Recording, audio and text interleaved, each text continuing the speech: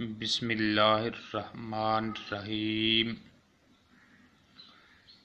آج ہم اسماء الحسنی سے مشکلات کے حل میں حاضر خدمت ہیں، اور آج آپ کو بتاؤں گا کہ جوڑوں کے درد، ریڑھ کی درد اور گھٹنوں کی درد کا علاج کیا ہے، اور یہ کون سا اسماء پڑھیں گے تو یہ درد ختم ہو جائے گی۔ ریڑھ کی درد، گھٹنوں کے درد اور جوڑوں کے درد کس طرح ختم ہوتے ہیں۔ پہلے نمبر پہ بات کرتا ہوں کہ صحت اللہ تعالیٰ کی بہت بڑی نعمت ہے، تندرستی ہزار نعمت ہے، اور آئیے میں اس ویڈیو کا آغاز کرتا ہوں۔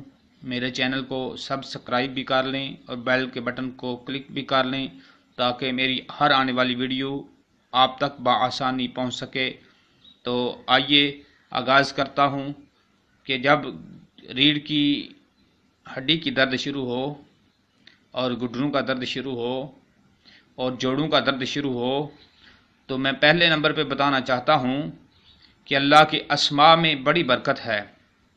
اللہ کے اسماء میں بہت زیادہ برکت ہے، اور ایک ایک اسم مبارک اللہ تعالیٰ کا ہزارہ رحمتیں لے کے آتا ہے، برکتیں لے کے آتا ہے، اور ان برکتوں کے ساتھ ساتھ آپ کو یہ علاج بتا رہا ہوں کہ گھٹنوں کے درد کس طرح دور ہوتے ہیں اور ریڑھ کی ہڈی کا درد سے کس طرح آرام ملتا ہے۔